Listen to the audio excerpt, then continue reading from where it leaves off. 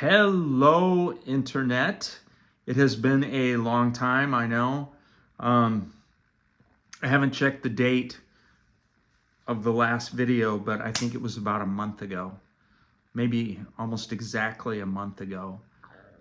So I guess I and you and we can take that to mean good news.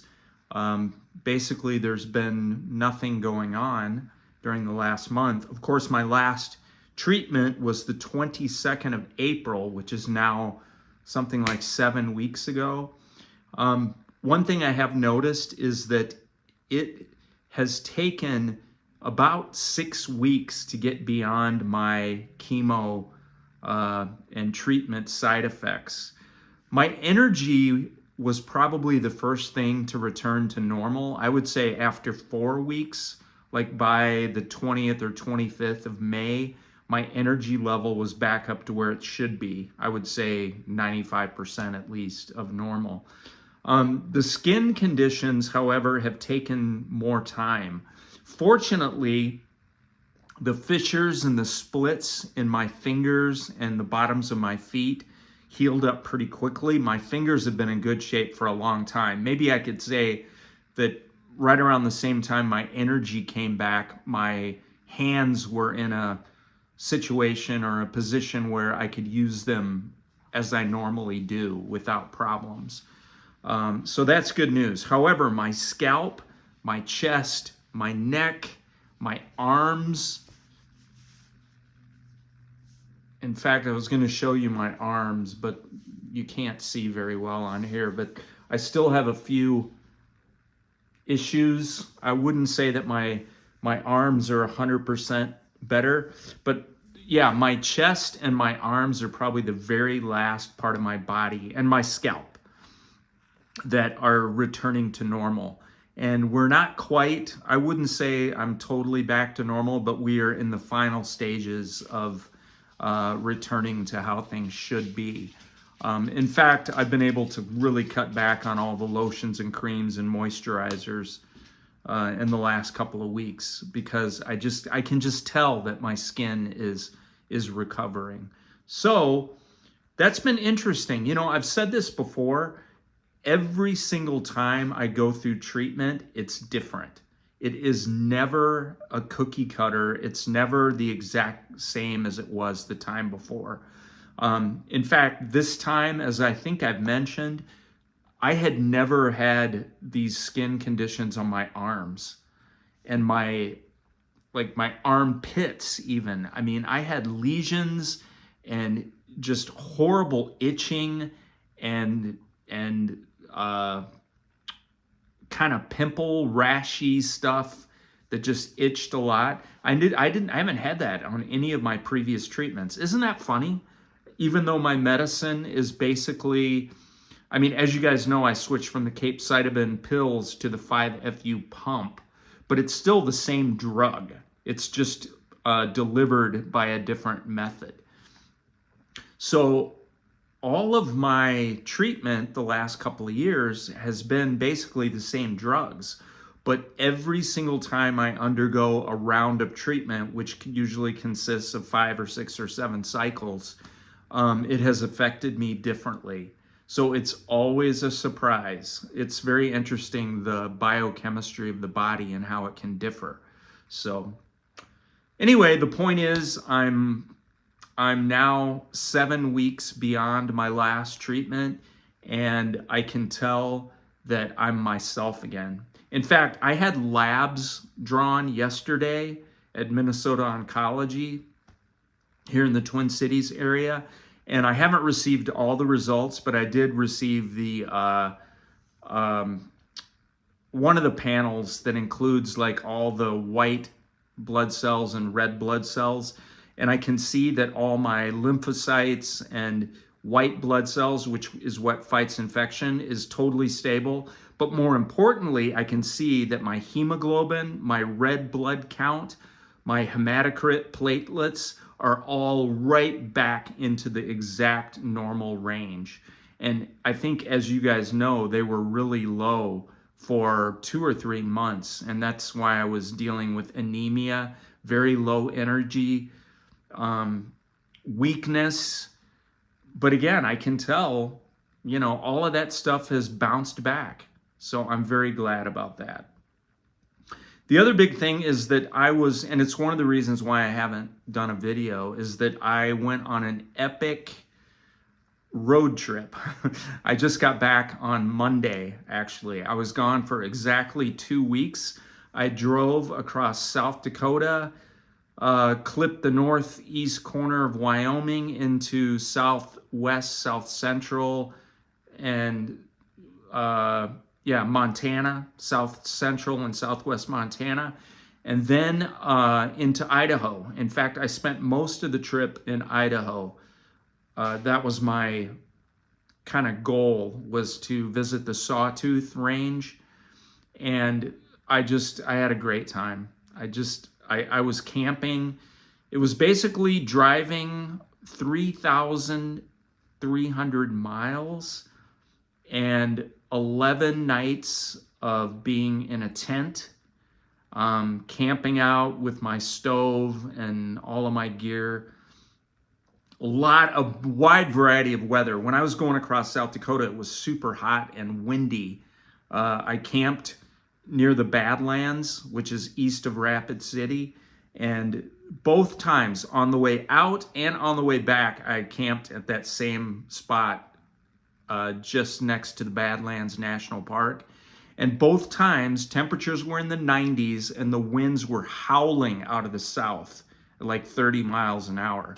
But the opposite of that is when I was in Idaho and Wyoming, I was waking up to temperatures around freezing. I had ice on the windshield of my car, and I had frost on my tent, and there were a couple of nights when I woke up during the wee hours, like at 2 or 3 in the morning, and I was really cold.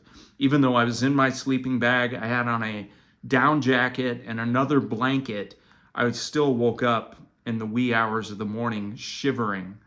So I experienced both ends of the spectrum weather-wise. Fortunately, there wasn't a lot of stormy weather. I had one evening of rain when I was I think my second or third night in Idaho.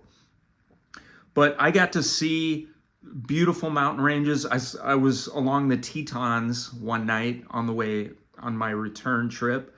Didn't go to Yellowstone just because I really try to avoid the crowds. I purposefully, deliberately seek out places where I know it's going to be more quiet. I don't want the big RVs with the generators. I don't want the giant groups of people who are on their summer vacation. So that's not why I go out there. I go out there to get lost in nature and to experience some peace and quiet and solitude. So that's what I did. And the point that I would like to make, and I remember 1 year ago, exactly a year ago, I was just starting a trip to Colorado, and I did post a video if you want to dig back to the end of June of last year. The main thing that I wanted to share with you guys and get across and communicate is my gratitude and gratefulness that I can still do these things.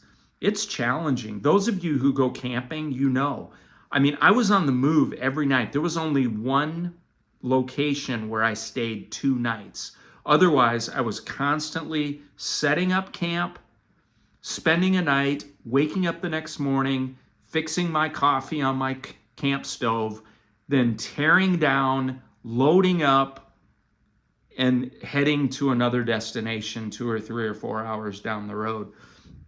So I was constantly on the move. That means constantly setting up, tearing down, loading up, packing up. It's a lot of work. Those of you who do camping, you know what I'm saying. It's fun. Otherwise, what's the point, right? You wouldn't do it if it wasn't fun, because it is a lot of work. And I guess, again, I am so grateful that health-wise, and I'm also almost 62 years old now. So I look at all that and I'm like, wow, Ken, good for you that you can still do these things that you love to do. And I've always loved to go camping. I've always loved to lose myself on the shore of a lake or the middle of a forest or the base of a mountain and camp. And yeah, my family worries about me because, of course, there's wild beasts. There were a lot of signs about look out for grizzlies, and not to mention just the weather and a lot of times being without a cell signal. I did end up signing up for satellite service through T-Mobile. So about halfway through the trip, I started getting the Starlink signal during periods when I was in a vacuum area where I didn't get any cell signal. So it was kind of cool to experiment with that. At least when you get the satellite signal, you can't surf the internet, but at least you can send text messages, and Google Maps, the navigation works. So I learned all that. So anyway, I am thrilled, exhilarated, very grateful, and very happy that, considering everything that I have been through and that I'm still going through and that I will be going through, that I'm able to enjoy that kind of a nature experience with so many miles on the road and camping out in nature and being immersed in the wilderness. It really makes me happy because I think of how I felt just a month and a half or 2 months ago. There's no way I could have done that. You know, I was getting winded just going up and down the stairs or up and down the driveway to the mailbox. So the fact that I could do this is a wonderful thing. That's all I've got to say right now. I'm in that in-between stage where I'm done with one round of treatment. I have my next full surveillance, which means my CT scans and all my lab work again, and my consultations with both cardiology and oncology. That's coming up on the 31st of July. So we're about 6 or 7 weeks away. So basically, you know, we're 7 weeks from the end of the last treatment, and now we're about 6 or 7 weeks away from my next scans. So we're kind of right in the middle of that period where I get to be sort of free and happy for a little while. And I wanted to share that with you guys today. So anyway, I'll leave it at that. Thank you guys for checking in on me. Again, I know it's been a month is a long time between updates, but that's what's been going on. And that's the reason why I haven't been online. But again, I appreciate each one of you who communicate and check in with me and check to see if I've posted another video and all of that. You know how much I appreciate you. So I thank you again, and I will try to do another update in the next couple of weeks. Bye-bye.